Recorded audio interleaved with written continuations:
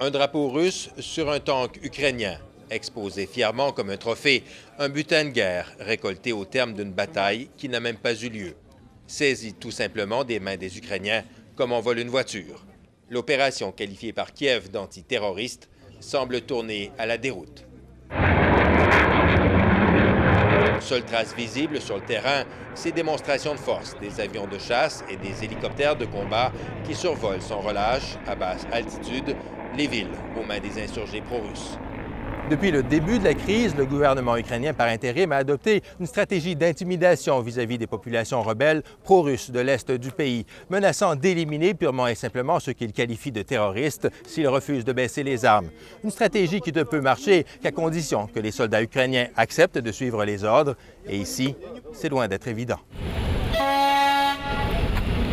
Envoyée en renfort, cette colonne de blindés de l'armée ukrainienne n'est pas allée bien loin, encerclée par ses citoyens au sud de Kramatorsk. Des gens comme Allah qui s'inquiètent des propos guerriers qu'ils entendent de plus en plus souvent lorsqu'ils regardent la télé. On a peur. On ne veut pas que quelqu'un vienne ici nous tuer. Ils disent qu'on est des terroristes, des séparatistes. Mais c'est pas vrai, dit-elle. On veut simplement pouvoir vivre en paix ici et qu'on nous laisse parler russe. Les blindés immobilisés pendant de longues heures, les liens se tissent entre soldats et villageois qui leur offrent de l'eau et des vivres. La discussion s'amorce.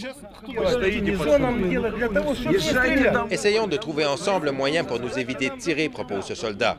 Vitali fait partie du comité de négociation improvisé. Les soldats devraient simplement rendre leurs armes et rentrer chez eux, dit-il. C'est ça qu'on veut.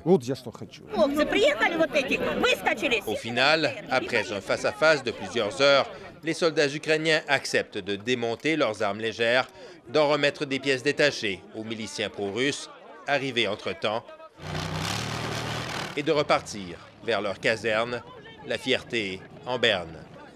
Ici Jean-François Bélanger, Radio-Canada, près de Kramatorsk.